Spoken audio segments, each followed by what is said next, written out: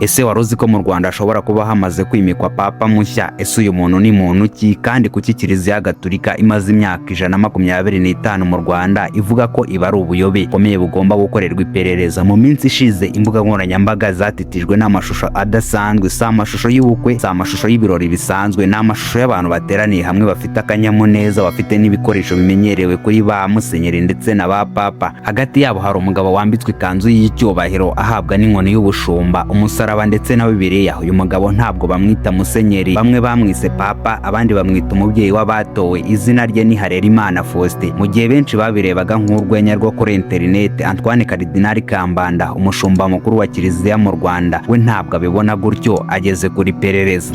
Wakwibaza utese Harerimana Faustin ni muntu ki? Niki yatangaje cyangwa se niki yaragamije? Reka tugaruke kuri uyu mugabo umaze kuvugisha abantu benshi. Harerimana Faustin ubu wamaze kwimika nk'umubyeyi w'abatowe, we ntabona ko hari icyaha yakoze. Mu magambo ye asobanura ko buri mukristo wese wabatijwe muri Kiliziya Gatolika ari uwatowe. Ariko se kuki yahisemo kwimikwa? Harerimana avuga ko ubu ari ubutumwa yahawe n'Imana. Ati ko hari ubukwe bwa ntama w'Imana uje gucyuza ubukwe bwe mu Rwanda. Aya magambo akoreshwa cyane mu gitabo cy'ibyahishuwe muri Bibiliya, akaba ari nayo uyu mugabo yashingiyeho avuga ko ari ubutumwa bukomeye bwo gutegura abageni ba Kristo. Igitangaje kurushaho nuko uyu Harerimana avuga ko atarwanya Kiliziya Gatolika, ahubwo we yemeza ko ari we muryango wa nyawo wa Kiliziya. Ati twebwe ntabwo turwanya Kiliziya, ahubwo nitwe tuyirimo neza. Ibi bishatse kuvuga ko we yibona nk'umuvuguruzi uje gukora ibyo abandi bayobozi ba Kiliziya bananiwe cyangwa birengagije. Avuga ko iyo aba bantu bose bageraga ikirenge mu cy'abatowe, igihugu cyose cyagira amahoro n'urukundo. Kiliziya Gatolika ntabwo yicaye ubusa mu Rwanda. Kiliziya si idini rishingwa n'umuntu. Nyuma y'imyaka 125 ifite abakristo barenga 5,000,000, abapadiri barenga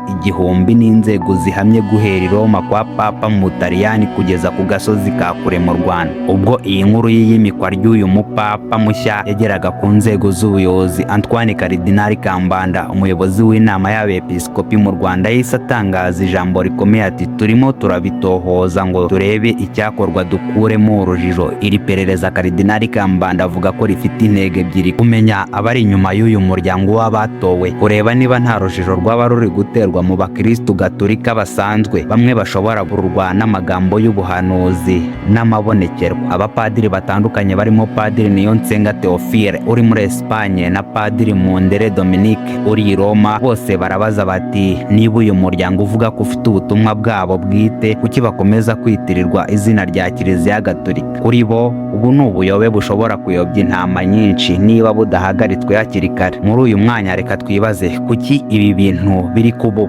Amateka ya Kiliziya Gatolika ku isi yerekana ko igihe cyose Kiliziya ihuye n'ibibazo by'imbere mu nzego cyangwa hakabaho amavugurura, havuka amatsinda yiyomora kuri yo. Mu Rwanda batowe bavuga ko bishingikiriza ku miburo n'ubutumwa bw'ijoro, ariko Padiri Niyonsenga Theophile atanga gasopo. Kiliziya ntabwo ishingira amizero yayo ku muntu uvuga ko yabonye ibonekerwa rye bwite rinyuranye n'inyigisho zihamye. Iki kibazo giteye inkeke kuko abatowe ntabwo bari mu Rwanda gusa, bakwirakwiye mu gihugu no hanze yacyo. Harerimana Faustin aravuga ati muri aka kanya ni ugusabira abavandimwe bacu batari bumva ibyo tuvuga, be kumenya kuduteranya na Kiliziya. Ahangaho uhita wibaza uti ese uyu muryango uzemerwa nk'idini ryigenga cyangwa Kiliziya Gatolika izawamagana nk'ubuyobe maze na leta nayo iwuha akato? Ibi ni bimwe mu bizava mu iperereza Karidinali Kambanda ndetse na Kiliziya Gatolika ikomeje gukora. Kiliziya Gatolika imaze imyaka 125 nk'uko nabikubwiye igize mu Rwanda. Ifite diyosezi 9, paruwase 236 n'inzego ziteye imbere mu burezi n'ubuzima. Iyimikwa ry'umubyeyi w'abatowe rije ari ikigeragezo gishya ku bumwe bwa Kiliziya. Ese wowe ubibona utuye umugabo Harerimana Faustin wambitswe ikanzu ndetse agahabwa n'inkoni y'ubushumba y'ubupapa, ubona ari ubuhanuzi buje kuvugurura imitima y'abakristo cyangwa ubona ari umuntu uje kuvugurura inyigisho n'imyizerere bimaze imyaka n'imyaka muri Kiliziya Gatolika? Kandi Karidinali Kambanda yijeje abantu ko urujijo ruzakurwaho. Tuzakomeza kubakurikiranira hafi iby'iri perereza. Nk'ibisanzwe kora subscribe, utange comment